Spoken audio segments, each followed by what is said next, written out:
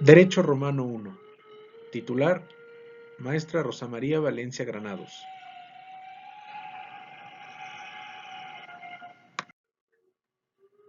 Integrantes: García Velázquez Andrés, López Serrano Marco Antonio, Mendoza Cortés Brenda Berenice, Pérez Peralta Fernando Jesús, Ramírez Sánchez Rodrigo. Grupo 9152. Derecho Procesal Civil Romano. Para el estudio de este tema, el derecho procesal romano se divide por etapas, que son las que veremos a continuación. Estas etapas son tres. 1. Etapa de legis acciones. 2. Etapa del procedimiento per fórmulas. Y 3. Etapa del procedimiento extra ordinem o extraordinaria cognitio. Comenzaremos entonces con la etapa 1, la etapa de legis acciones, misma que se desarrolló durante la época arcaica. Las legis acciones o acciones de ley se llevaban a cabo mediante determinados gestos y rigurosas formas orales ante el magistrado y sólo podían ser utilizadas por los ciudadanos en la ciudad de Roma o en una milla alrededor de la ciudad. Comenzamos entonces con la primera acción de ley, que es la acción de ley por apuesta, misma que se presenta bajo dos modalidades, in rem e in personam. Las in rem se utiliza para la vindicatio. Se refiere al derecho que tiene el paterfamilias sobre personas o cosas, entre las que se pueden mencionar la patria potestas o reclamación de una herencia. La siguiente, per sacramentum in personam, sirve para reclamar por la responsabilidad personal. Sobre esta no se sabe de manera precisa cómo se tramitaba. In rem. Las partes celebran ante el pretor una apuesta, denominada sacramentum, de 500 haces si el valor de la cosa es superior a 1000 o de 50 haces si es inferior a este término. A los 30 días se nombraba al juez y las partes se ponían de acuerdo en el día para comparecer ante el juez nombrado. Entonces le exponían brevemente el caso y se llevaban a cabo los alegatos para que el juez dictara sentencia.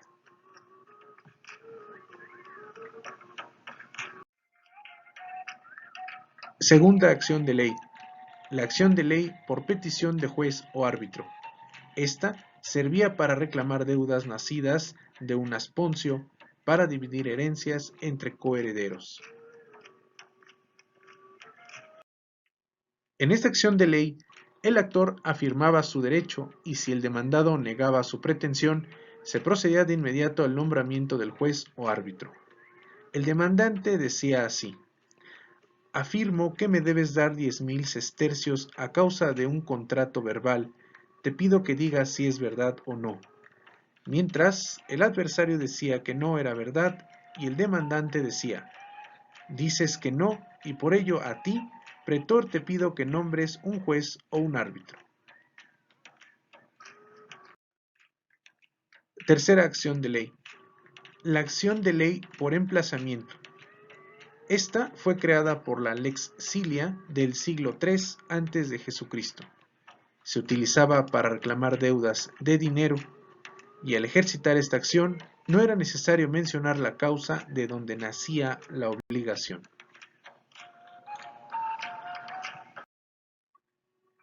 El actor exponía su pretensión ante el pretor y si el demandado negaba, se hacía el nombramiento del juez a los 30 días. El actor decía: afirmo que me debes dar 10,000 sestercios. Te pido que digas si es verdad o no. El demandado negaba y el actor decía: dices que no y por ello te emplazo para elegir juez dentro de 30 días. Cuarta acción de ley. La acción de ley por aprehensión corporal, misma que es ejecutiva. En esta acción de ley, el acreedor conduce al deudor ante el pretor y allí hace la imposición de la mano sobre el hombro del demandado. El demandado, no puede desasirse, pero puede presentarse un tercero, Vindex, y discutir con el ejecutante sobre la procedencia de la imposición de la mano.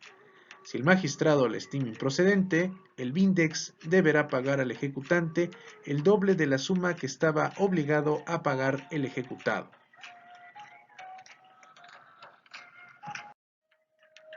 En esta acción de ley, el demandante decía así: tengo una sentencia o condena contra ti por valor de 10.000 sestercios, y puesto que no has pagado, con este motivo me apodero de ti a causa de la sentencia de 10.000 sestercios. Y al decir esto lo sujetaba de alguna parte del cuerpo.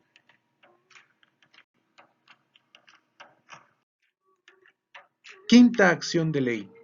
La acción de ley por la toma de prenda, la cual es también un medio de ejecución. Esta acción de ley se concede para el cobro de créditos religiosos, fiscales y militares. También se concedía a favor de los publicanos o cobradores de impuestos, contra los que debían algún impuesto. Esta acción puede celebrarse sin la presencia del pretor, en ausencia del demandado y en día nefasto. Así también, la ley de las 12 tablas estableció toma de prenda contra el que, habiendo comprado una res para sacrificar a los dioses, no pagó su precio. Fórmulas.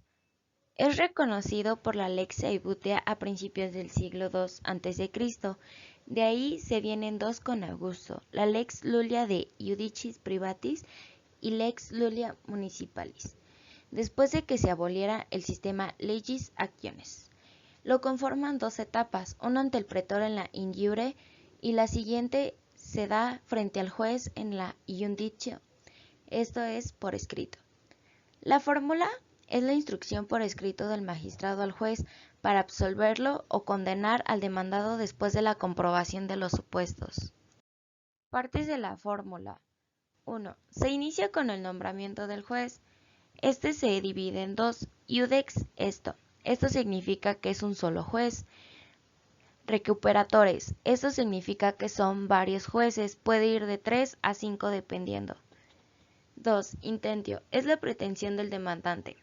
Esta se puede dar en 6 casos. A. Intentio certa. Objeto determinado. B. Intentio incerta. Esto significa que el objeto no está determinado y el juez lo tiene que precisar. C. Intentio in ius concepta. Es la acción basada en el ius civile. D. Intentio in factum concepta. Está basada en un hecho al que el pretor ha prometido protección. E. Intentio in personam. Es para reclamar de un deudor. F. Intentio in rem. Significa reclamar una cosa. La intentio se puede expresar con la palabra si parent, que significa si se comprueba que. En el caso de la intentio certa se pueden dar 4 tipos de casos. Esto significa que el juicio se puede perder por pedir de más cuando es debido. Para empezar, empieza con la pluris petitio re, es en atención al objeto. La segunda es pluris tempore, en razón del tiempo. La tercera es pluris petitio loco, en razón del lugar. Y por último, la pluris petitio causa, que es en razón de la causa. En algunos casos solo se trata de intentio cuando es un caso de praeiudicia. Esto significa obtener una declaración para después entablar una acción correspondiente. 3. Demonstratio. Cuando el objeto de la pretensión es indeterminado, la intentio requiere una previa demonstratio, en donde se explica la causa del intentio. Este se expresa con la palabra quod, que significa por lo cual, por tal causa o puesto que. 4. Audicatio. Es la cláusula de la fórmula que faculta al juez para hacer atribuciones de propiedad en las acciones divisorias. Estas acciones divisorias se pueden dar en la actio familiae erciscundae, conmuni dividundo y finium regulorum. Esta se le indicaba en la fórmula de esta manera: cuando adjudicari oportet iudex, le seguía el nombre del juez, proseguía con adjudicato. Condemnatio. Parte de la fórmula por la que se otorga poder al juez para condenar o para absolver con base al intentio. Siempre se obtiene por objeto una cantidad de dinero. Esta puede ser certa e incerta. Certa era una suma determinada de dinero. Incerta era una suma no determinada de dinero. Para esto es necesario hacer una estimación de valor de la cosa, o sea, una litis estimatio. La litis estimatio se puede dividir en 4 partes, que es al momento de la comisión del delito en las acciones penales o al momento de la litis contestatio, que es la propiedad de una cosa determinada. C. Al momento de una sentencia es de derecho estricto, o D. al arbitrio del juez sin momento determinado. 6. Exceptio. Es una cláusula que se inserta en la fórmula a petición del demandado, defensa que paraliza al intentio. Es donde el demandado alegaba que el actor le había perdonado la deuda por un pacto de palabra. 7. Replicatio y triplicatio. El actor pone una replicatio en contra del exceptio del demandado, y así entre demandado y actor podían oponer otras triplicaciones. 8. Prescripto. Es la cláusula para evitar los efectos consuntivos de la litis contestatio. Este debe de ser bien aclarado por medio de la prescriptio, si no se podría perder el juicio por pedir de más. Se expresa diciendo ea res agatur cuius rei dies fruit. El litigio se versa sobre lo que ya se debe. Clasificación de las acciones. La acción nunca fue definida por los jurisconsultos romanos, por lo que, para Ursinio Álvarez, la acción se refiere tan solo a las acciones que amparan los derechos de crédito.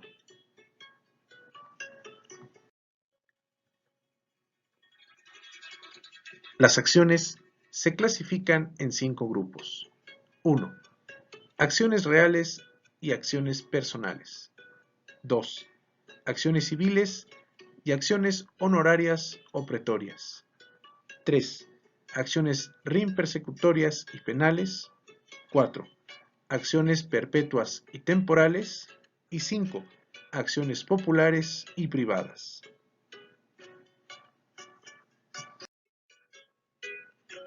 1. Acciones in rem y acciones in persona.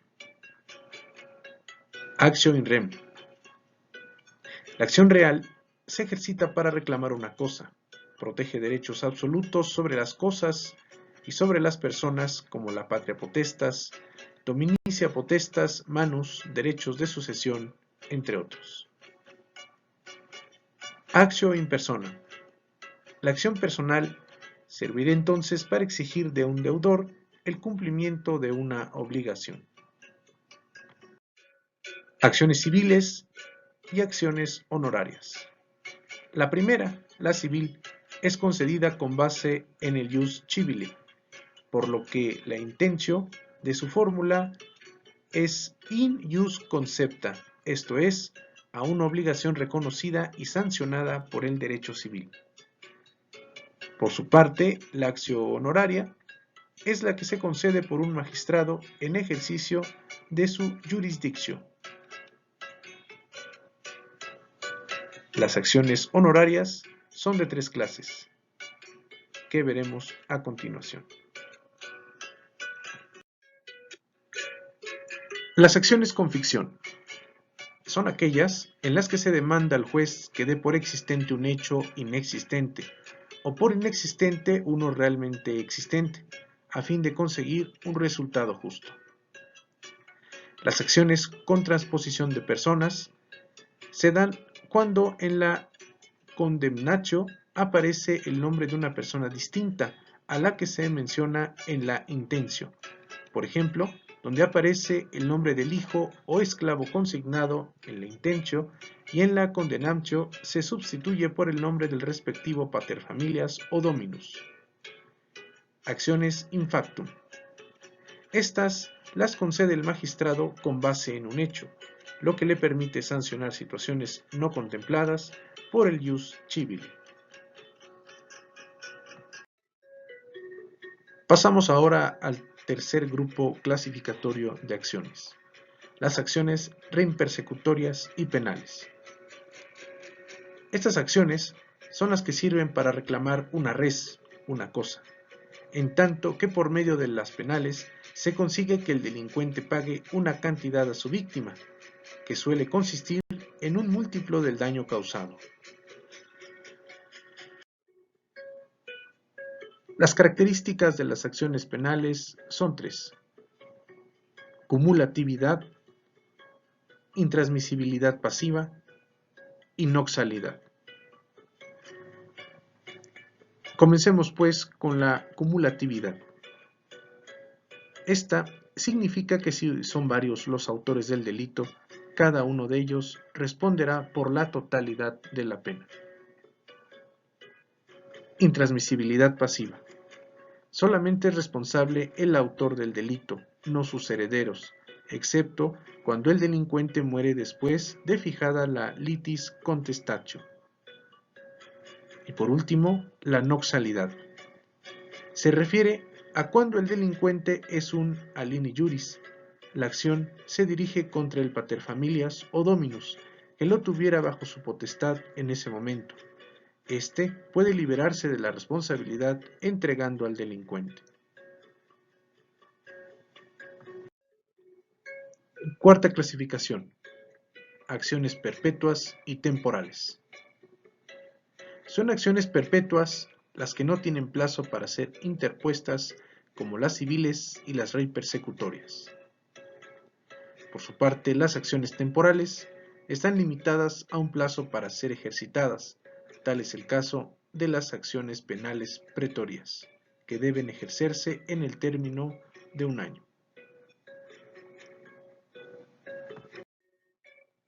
Por último, tenemos la quinta clasificación: acciones populares y privadas.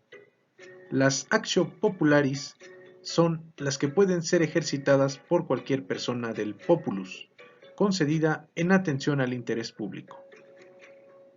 La acción privada es aquella que protege un derecho subjetivo, que solo puede ser ejercitada por quien se ve lesionado en su persona o en su patrimonio, en cuyo caso no se ven afectados los derechos de la colectividad.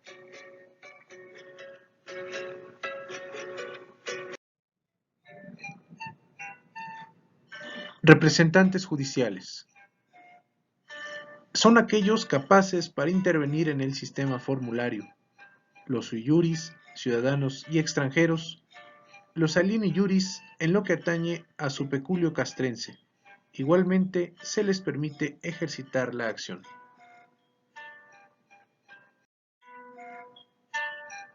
Según el edicto del pretor, se establecen tres clases de prohibiciones para postular.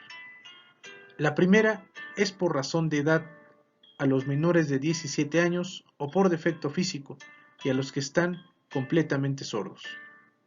Los esclavos, como personas que carecen de derechos, están absolutamente incapacitados. Sin embargo, se admitieron excepciones en la cognitio extra ordinem.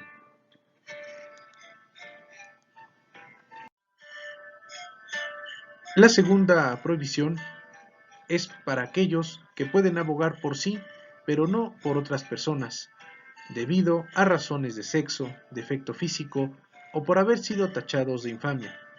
La mujer, el ciego, el varón que consintió a hacer de mujer con su cuerpo, salvo que el estupro haya sido contra su voluntad, el condenado a pena capital, el condenado en juicio público de calumnia y el que se hubiese contratado para luchar con las fieras, pertenecía a este segundo grupo.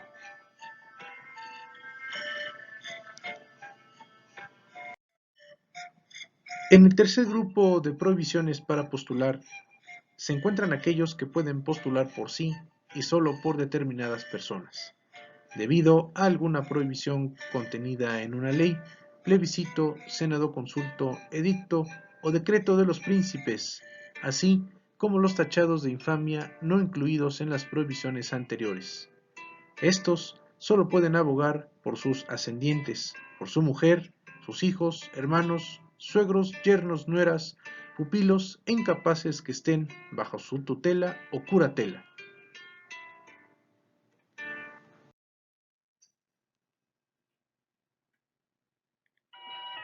Las partes pueden acudir personalmente al proceso, aunque suelen actuar por medio de representantes. Estos son el cognitor y el procurator. El primero, el cognitor, es nombrado solemnemente ante el adversario, lo que puede ocurrir antes de presentarse ante el magistrado o ya en la fase de injure. El procurador no requiere para su nombramiento de una forma especial, incluso puede ser alguien que actúe de modo espontáneo. El cognitor del actor lo sustituye plenamente y la acción se consume, por lo que el actor no podrá intentarla de nuevo. Como consecuencia, la condena y la acción ejecutiva se darán a favor del propio actor. En el caso del procurador del actor, no lo sustituye plenamente y la acción no se consume. Además, podría dudarse si estaba debidamente autorizado para actuar, en tanto que no había sido nombrado en forma solemne y en presencia del adversario. De ahí que el procurador debía garantizar al demandado que el actor acataría la sentencia y que no intentaría la acción de nuevo. Esta garantía se denomina caucho dominum rem ratam habiturum, caución por la que el dueño ratificará el negocio, llamada vulgarmente caucho de rato, caución de validez.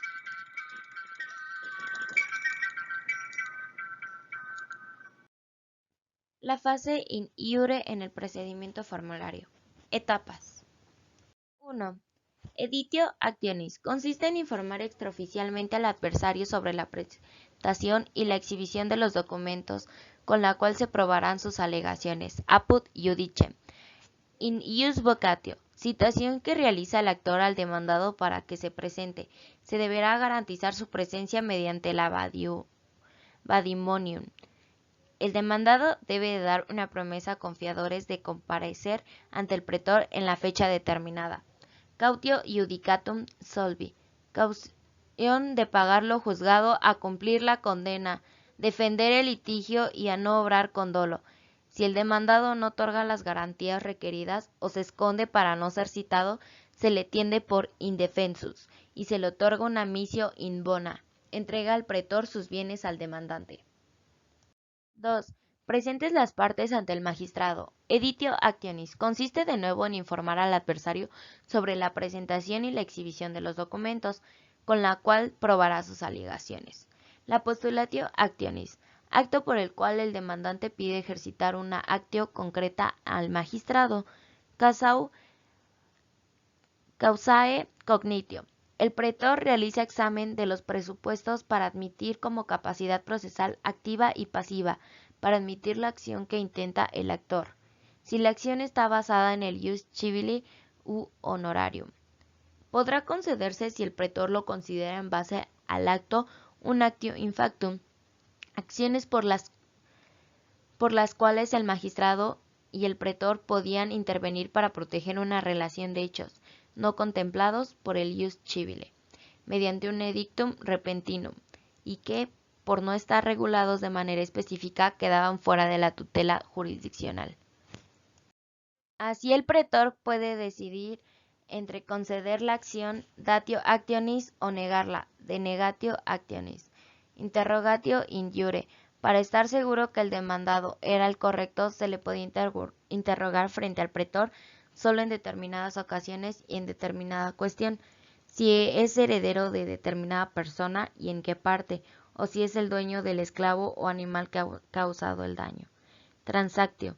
Pacto mediante el cual las partes se hacen recíprocas concesiones, mediante el cual se busca renunciar al ejercicio de la acción a cambio de una compensación monetaria.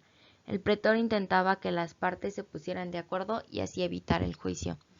Exceptio pacti, excepción de pacto convenido en caso de que el demandante quiera seguir con la acción. Maneras de evitar el juicio. Confessio in iure, reconoce ante el actor que la demanda es cierta y fundada, en caso de que el demandado allanara ante la pretensión del demandante. Voluntario. Este consiste en un convenio no formal por el que una de las partes acepta someterse al juramento que la otra preste sobre la cuestión debatida. Una vez prestado el juramento, las partes deberán atenerse a lo jurado, así dando por resuelta la controversia.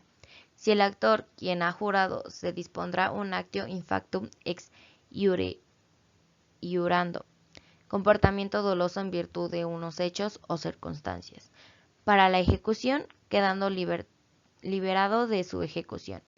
Si el demandado recibe un exceptio iurandi, juramento de excepción, quedando libre de la obligación, el juez podrá tomarlo en consideración sin confirmar la veracidad. Iusirandum necesario o iusirandum in iure se celebra ante el magistrado a petición del actor cuando se reclama una suma precisa de dinero, certa pecunia, posiblemente después de una cosa cierta, certa res, otorgando al actor el demandado un iusirandum de ferre, juramento necesario, quedando absuelto, o el demandado podría regresar la invitación al actor para que él jure que en efecto ya no le debe. Si el demandado se niega, se le detendrá por indefensos. 3.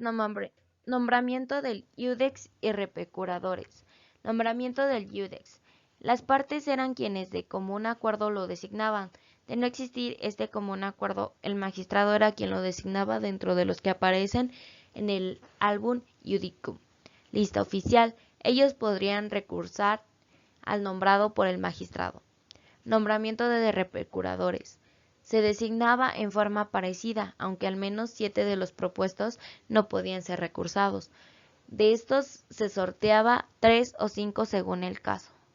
Litis contestatio y sus efectos. La litis contestatio era el decreto del magistrado que se consigna en unas tablillas. Con esto se termina la fase del proceso in iurem ante el magistrado. A partir de este momento el actor no podrá añadir nuevas pretensiones ni el demandado argumentar otras excepciones. Los efectos se dividen en 4. 1. Las partes quedan vinculadas por lo que será obligatoria la sentencia que se dicte. 2. Las disputas entre las partes ahora son objeto de juicio. La cosa en el litigio no podrá enajenarse.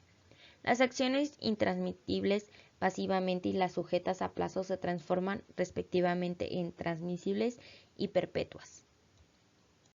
4. Consumición de la acción por la cual no podrá volver a intentarse lo que se expresa con la regla non bis in iure. La consumación de la acción por virtud del derecho ipso iure en las acciones personales contra la fórmula in ius concepta, cuando la demanda del actor se haya fundada en el derecho civil. Y tratándose de la iudicum legitum, la obligación del demandado desaparece para quedar obligado en virtud de la sentencia que se pronuncie. La fase apud iudicem en el procedimiento formulario. En la etapa apud iudicem es cuando intervienen los abogados, cuyo límite para pronunciar sus discursos estaba fijado por la paciencia del juez. A continuación se procedía a la recepción de pruebas. 1. Si el juez sentencia dolosamente o se descuida de su deber, se da contra él una actio in factum, asumiendo el papel del demandado. De ahí la expresión iudex quid litem suam fecit, juez que hace suyo el litigio.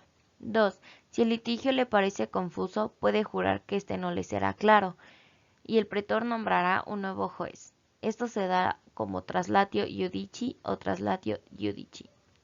El procedimiento apud iudicem se caracteriza por la inmediación y oralidad. Las partes deben acudir, de lo contrario su ausencia les perjudica. Si el actor es quien no asiste, el demandado será absuelto, y si el demandado es quien no asiste, se le condenará como contumax. 1. La prueba. El iudex tiene libertad para valorar las pruebas deberá sentenciar con base en las pruebas aportadas por las partes sin poder pedir otras adicionales. Las pruebas pueden ser de diferentes clases. Las más importantes son las siguientes. A. Declaraciones de las partes. B. Prueba testifical. Los testigos son presentados por las partes y son interrogados ante el juez por las partes mismas o sus representantes. C. Prueba documental. Otra prueba que se podía aportar a las partes era la exhibición de documentos. Y por último, se aceptaban también las opiniones de peritos como las comadronas o los agrimensores. 2. Judicatum o sentencia. La apelación puede dar por resultado la anulación, modificación o bien la confirmación de la sentencia. No se prescribe una fórmula especial a la que se deba ceñirse el juez para dictar la sentencia. Puede dictarla con las palabras que le parezcan más convenientes. La emitía en forma oral y muy posiblemente las partes se encargaban de recogerla en la tabulae para constancia. El juez o colegio de jueces pronunciaban su indicatum o sentencia, que consiste en un fallo inapelable en principio, con el que se pone fin al litigio y ya se habla de res iudicata. 3. Ejecución de la sentencia. Una vez pronunciada la sentencia, el condenado debe acatarla en un plazo de 30 días. Si no lo hace espontáneamente, el vencedor ejercitará la actio iudicati para provocar la ejecución forzosa. Esto ocasiona un nuevo litigio donde el demandado alegue, por ejemplo, que el iudicatum ya haya sido cumplido o que el iudex no se ciñó a los presupuestos de la fórmula. Si por el contrario su negativa al cumplir no tiene fundamento y es vencido de nuevo, será condenado al doble según el principio de la liriscrescencia. Actio iudicati. Esta se puede ejercitar sobre el iudicatus y contra el que confesó en la fase in iure. Tiene como efecto ejecutar en la persona del condenado o también se aplica en el patrimonio del mismo. La ejecución patrimonial se dirige contra la totalidad del patrimonio del deudor. Se permite concurrir a otros acreedores y es concursal. La ejecución patrimonial se puede dividir en 3 partes. La primera es la venditio bonorum. Esta es la ejecución patrimonial, que inicia con el decreto del pretor, donde toma posesión de los bienes del deudor. Ahí es cuando se designa un administrador para los bienes que son vendidos. El decreto de misio in bona debe publicarse mediante proscripciones, con el fin de que los acreedores del deudor queden enterados. Pasados 30 días o 15 si el deudor ha muerto, se designaba un magister bonorum. Con el permiso del magistrado, éste venderá los bienes en una subasta pública al mejor postor. El mejor postor se designa como bonorum emptor y éste le paga al magister bonorum, el cual lo divide de manera proporcional a los acreedores. El bonorum emptor adquiere la propiedad pretoria de los bienes. Cesio bonorum. A partir de una lex Iulia de cessione bonorum de Augusto, el deudor que cayó en insolvencia sin culpa puede solicitar al magistrado ceder sus bienes a los acreedores, evitando así la ejecución personal y la venditio bonorum. Goza además del llamado beneficium competentia, es decir, hasta el monto de su patrimonio al momento de la cesión, lo que le permitirá posteriormente una recuperación económica. Distractio bonorum. En determinados casos puede hacerse la venta de los bienes singulares hasta satisfacer los créditos que se tenían contra el deudor, lo que según el edicto se permite cuando el deudor era incapaz, que carecía de tutor o curador y desde un senadoconsulto en los principios del principado, también a las personas de rango senatorial. En estos casos, el pretor nombra un curator bonorum para que venda los bienes uno a uno hasta alcanzar la satisfacción.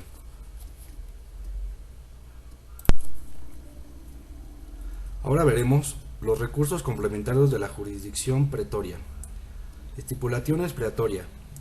Con base a su jurisdictio, el pretor concede una acción e interviene en la fase in iure del proceso, integra la fórmula y nombra un juez. Sin embargo, su actividad no se reduce a ello solamente. En ocasiones el pretor puede exigir la celebración de promesas estipulatorias con el propósito de asegurar el ejercicio futuro de una acción, de manera que una persona promete a otra, por medio de stipulatio, pagarle una cantidad en caso que se produzca un determinado supuesto. Cuando el estipulato es simple, se denomina repromisio. Cuando está garantizado por fiadores, se denomina cautio. La coacción para exigir estas promesas es siempre indirecta, de suerte que el pretor denegará acción o excepción a que se niegue a prometer o lo amenazará con embargo. Número 2. Missio impossessionem. Además de los medios que tiene el pretor derivados del jurisdicto, dispone de otros derivados de imperium, como el missio impossessionem y el interdictum. La missio impossessionem es una especie de embargo, es un decreto por el cual el pretor autoriza a una persona a entrar en posesión de los bienes de otra. La toma de posesión puede ser sobre todos los bienes de una persona, como ocurre en el caso del deudor concursado, o en que los bienes serán vendidos. También puede decretar sobre un bien determinado. Número 3. Interdicto. Otro recurso derivado del imperium del pretor es el interdictum, que consiste en una orden del pretor a petición de una parte, para que se haga o se deje de hacer algo. En este caso, el magistrado no está en el fondo o no entra en el fondo del asunto, lo que persigue es preservar la paz, evitando así que las partes hagan justicia por propia cuenta. Los interdictos pueden ser de 3 clases: exhibitorios, prohibitorios y restitutorios. El edicto contiene las fórmulas de los distintos interdictos. Consiste en una orden dirigida a las personas interesadas en forma genérica, sin nombres personales, refiriéndose a tercera persona, al que solicita el interdicto, y en segunda a aquel contra el que se solicita, o a los dos. En los interdictos dobles, es decir, aquellos interdictos en los que ambas partes son solicitantes y demandados a la vez. Si el interdicto no era obedecido, se concedía al demandante un actio ex interdicto.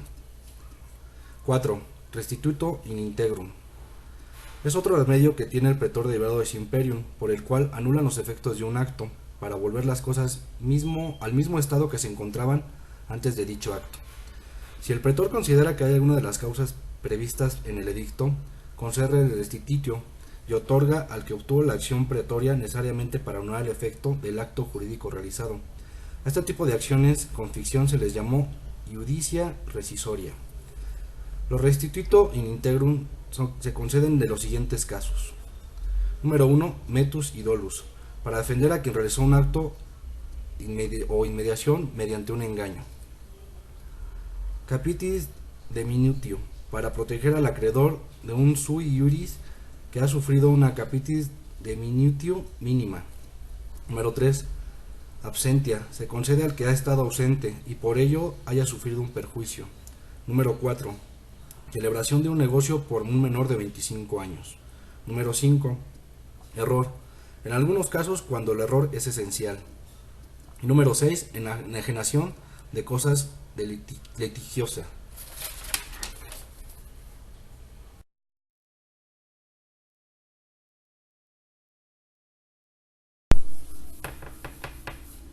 Por último veremos cognición extraordinaria.